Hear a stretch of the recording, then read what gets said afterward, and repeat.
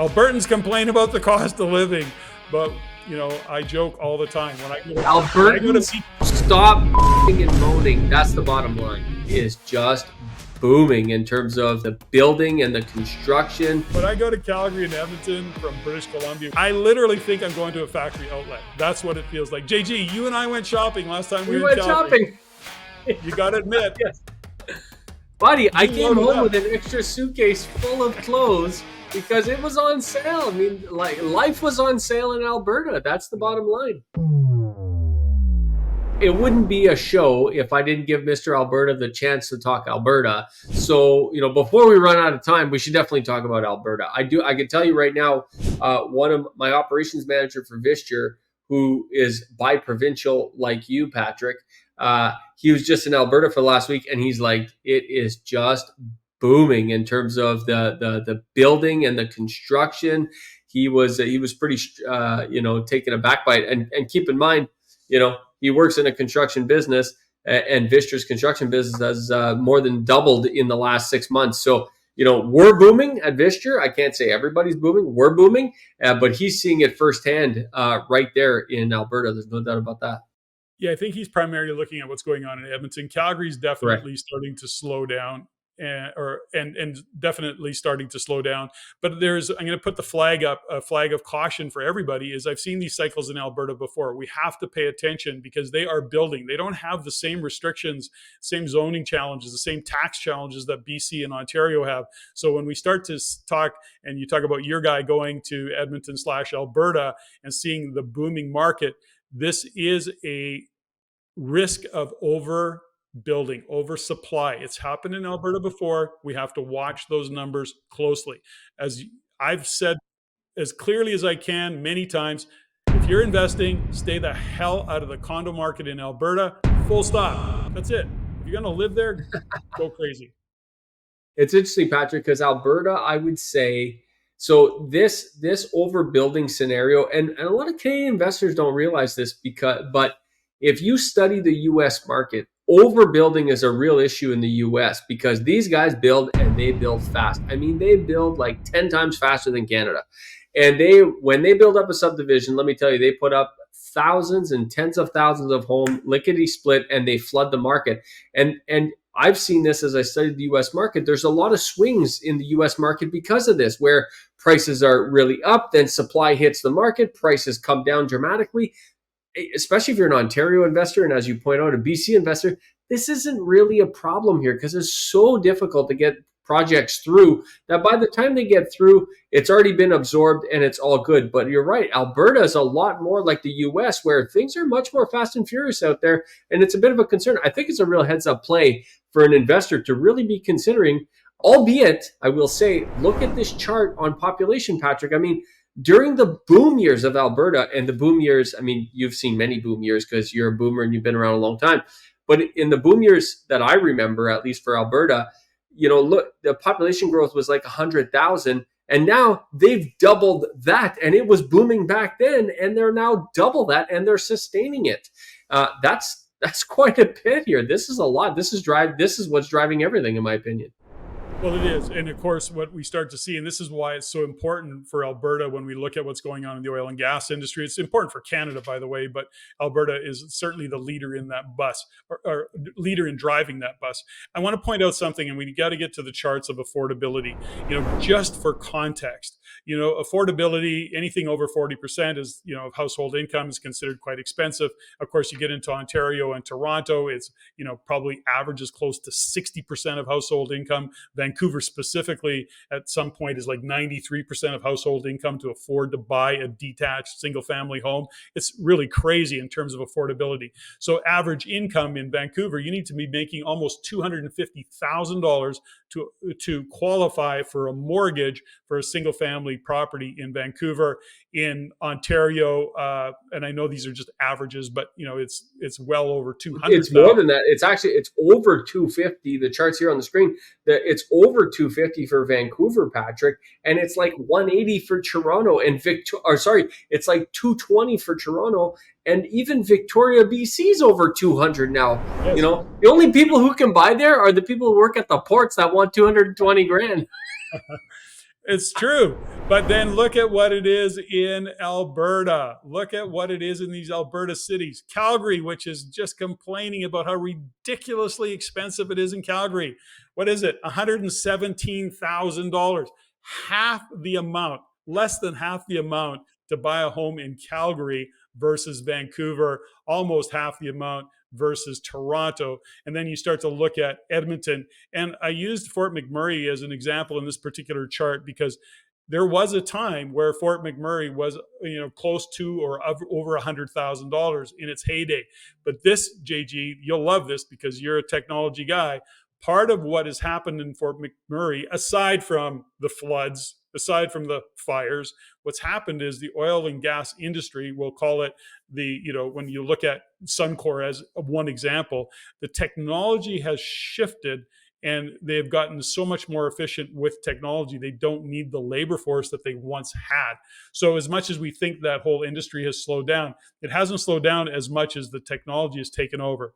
Whatever the numbers were, and I'm sure there's some oil and gas guys listening, let's say it had 15 guys to run a rig on any given day. Well, now they do that with 3 guys, in a Calgary office remotely. Like it's almost that extreme in terms of the labor required to process what they've been processing in the oil and gas industry. So, all to say this, Albertans complain about the cost of living, but I joke all the time when I go to Albertans, stop and moaning. That's the bottom line.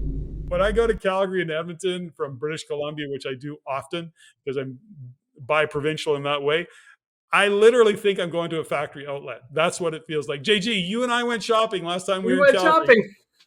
You got to admit. Yes. Buddy, I came home with an extra suitcase full of clothes because it was on sale. I mean, like life was on sale in Alberta. That's the bottom line. Perspective, isn't it? Isn't it? Now, listen, though, you brought up a good point, and I know we got 1,000 things to get through here, and I think we're doing a good job getting through it. But Fort McMurray, you're bringing up a good point, Patrick, which is people look at technology as this thing. It's like, well, I'm in the real estate business. Technology's over there. Real estate's over here. No. That's not how it works. Some technologies impact real estate, like this one in this example, Patrick, where if you bought into Fort McMurray at the top, and this technology, like if you got into Fort McMurray, when was the top of Fort McMurray, would you say, like 14, 15, 16, maybe? Yeah, 7, 16, 15, 16, somewhere in there. I've lost, my memory is not good. I was, as much as I was never focused on real estate in Fort Mac per se, but yeah, it would have been about 15, 16. I mean, somebody can put it in the comments, but the point is that, Fort McMurray had a top. And it is significantly off that top. Now they've struggled with wildfires, and man, there's been a ton of shit going on over there. But the point remains, Patrick, that technology does have an impact on real estate. We did a whole conference around this years ago. And in fact, I was reflecting on that conference we did, Patrick. We should do like a post-mortem on that conference because a lot of the stuff we talked about then is happening now. We talked about autonomous vehicles. We talked about autonomous flying vehicles like, robo-taxis. And then eVTOLs, we talked about that. That's all kind of happening right now. And we did this 2-3 years ago. And, for some, it was pie in the sky. But here we are today, 2024, heading into 2025. And it's getting real. Well, and I want to shine a light on something as well to that point, JG. When you look at Fort McMurray, we often talk about what drives the future of real estate is population growth. And in Fort McMurray, given what's gone on, again, major fires, major floods, plus technology, all of a sudden, there isn't the demand for labor and workers, so there isn't as many people moving to Fort McMurray. There was a time where, they used to, Fort McMurray was like remote Nova Scotia because they had so many people that they were flying in literally for labor from the East Coast. So the point of all of this is that when we look at what's happened in Fort McMurray, the demand isn't there. And so what's happened is that the cost of living has come down. Housing has gotten very soft because the demand isn't there. Population growth isn't there. So I just want to shine a light on that as a reminder to people that we have to stay focused on this population growth part of it, GDP growth. And, Fort McMurray is a good example. Now, Patrick, if you're a nerd like us and you're nerding out on all the stats and all the banking stats and all the various things, Delinquency is one of the things that people are concerned about because 2025, a huge percentage of mortgages are going to renew in Canada. And as a result, they're expecting a delinquency spike, which is, a big reason why I think the Bank of Canada is getting ahead of it and lowering rates in a pretty dramatic way. Hopefully, they continue that. But here's an interesting chart of what's been happening with delinquencies, and where do you see it going from here, Patrick? I think we'll start to, we'll continue to see it tick up slightly. But remember, one fundamental thing is that Canadians have historically will figure out how to make their mortgage payments. They'll give up credit card payments, they'll give up car payments and boat payments, and they'll go south on a lot of deals. But when it comes to their home, over, a roof over their head and that mortgage payment, they generally will do everything they can to figure it out. Now, that's not to say everybody's in that situation or will create that situation, but most will. So it's only to say this, is that as we see delinquency tick up even a little bit, it is an indication of what's going on economically, because historically we fight for our homes. We figure out how to make those mortgage payments. We take roommates, we beg, we borrow, we steal, we do whatever we can to make sure that they don't foreclose on the house. That's the fundamental. So if it ticks up even a little, those are flags that we have to pay attention to of what's happening economically. Same with this chart, Patrick, powers of sale. And you can see here, definitely an elevation that really, well, it's been ongoing for a while, but definitely an elevation here that continues to go in the wrong direction, if you will. Yeah, and this is a chart specifically of the condo market. So no surprise there. It's going to continue to go up. People are upside down. Again, they didn't have an exit strategy. They didn't have a plan. And now they've got a situation that they can't execute on anything. And so things are going to get worse before they get better. There's already talk of individuals who have capital that are going into that Toronto market, and they're getting some pretty great deals. If you've got, listen, here's the fundamental. And Phil Soper actually was, did a article in the Globe, I think it was.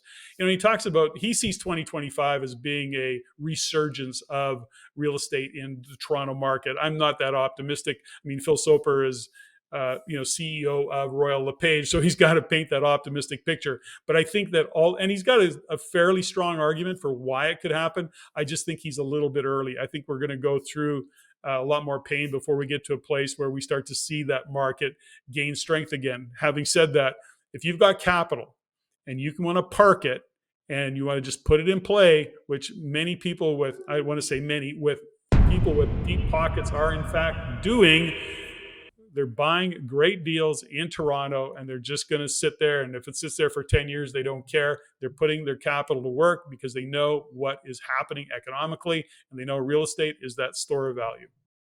Yeah, it ain't going to take 10 years. I can tell you that, Patrick. But you bring up an interesting point. That a lot of real estate investors, they wait to get their cues, and that's why I hope people appreciate this show. But because that's what we're trying to bring to you is different numbers, statistics, research, data that you won't get anywhere else. But Patrick, what the average investor is sitting there and they're waiting to see something out there tell them it's time to buy. And I just want to point out that by the time it gets out there, and by the time you read it in the Globe and Mail or anywhere, by the time you read it anywhere, you've missed it. I'm not saying it's too late, but you've missed the bottom. And I've been talking about this for some time, Patrick, is there is a period of time where it is towards the bottom. Are you at the perfect bottom? Probably not, but it's impossible to time the perfect bottom. If you're trying to time the bottom, you're playing the wrong game, in my opinion.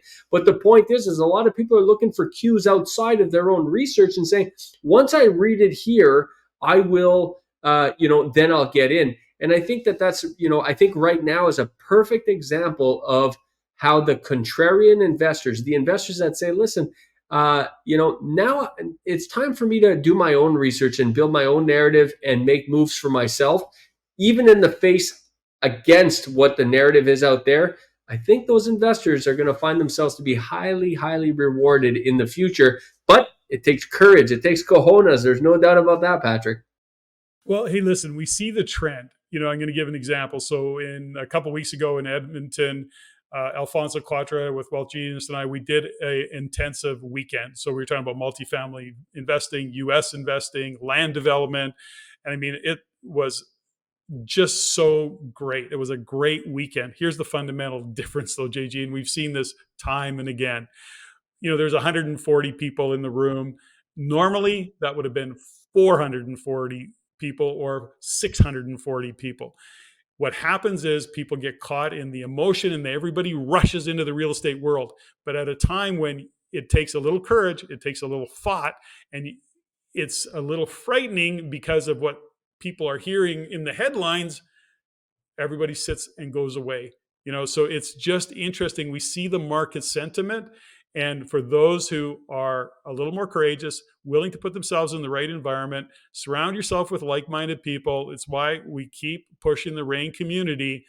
Then you will, in fact, have the confidence to move forward, to build your real estate portfolio. That's all I got to say about that. And this particular weekend, we're in Langley, and Alfonso and I are doing that event again in Langley. So, multifamily and land development and U.S. investing. Now, by the time people are watching this, we're into the weekend, so too late to register. But anyways, I just wanted to share that. Come next time. Come next time.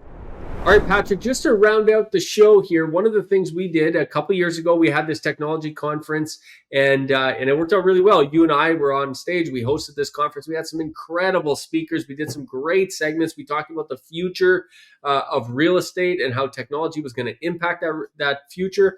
And one of the things we talked about was cryptocurrency, specifically Bitcoin, and we talked about it in depth. And I remember, Patrick, like it was yesterday. This was probably like 2.5, 3 years ago. I think 3 years ago, maybe even 3.5 years ago. But I remember a lot of people coming to me and saying like, JG, I never really heard of Bitcoin. I never really understood cryptocurrency. And that conference was their introduction to the space. Now look at what's happening, Patrick. Bitcoin is on an absolute tear. And it'll be interesting to see where it goes. But here's a chart of where it's headed just year to date, Patrick, and it's been pretty wild. Yeah, so we talked a lot about Bitcoin over the years, and it is one of those things that anybody who would listen, I said, if you don't want to get into Bitcoin in a big way, that's fine. Open up an account, put $100 in there, $50, a couple $100, and just get familiar with it.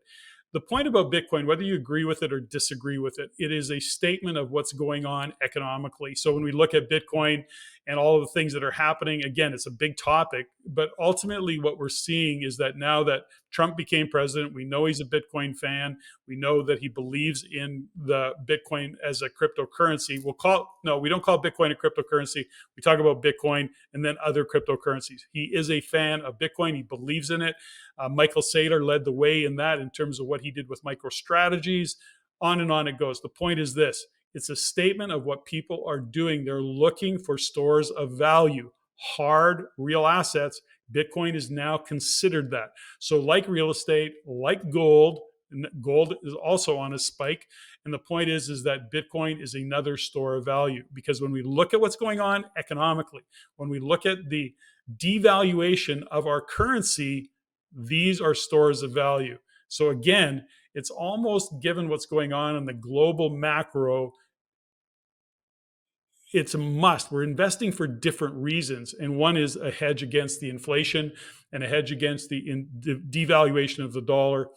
We can get all complicated with that. But the point is this: we need to put our money to work. JG, you know this and I know this, is if you have $100,000 sitting in your bank account today, by the end of 2025, if you put that money in the bank today, you would have the buying power of about $85,000. So are you okay to have that melting ice cube called your dollar sitting and melting? You got to get it to work. And Bitcoin is one of those opportunities that many have been taking advantage of.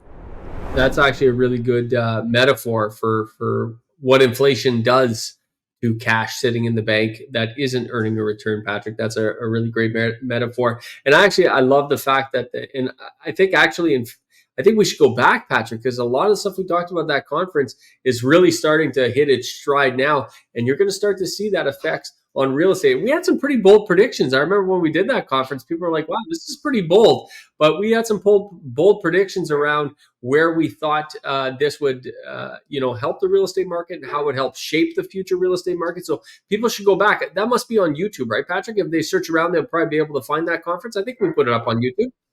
I don't know. I'll have to look around. That's great. So if you like these episodes and you want to learn more about what's going on with real estate in Canada, investing in real estate, and understanding how to invest in real estate the right way, head on down to the descriptions below. Follow those links.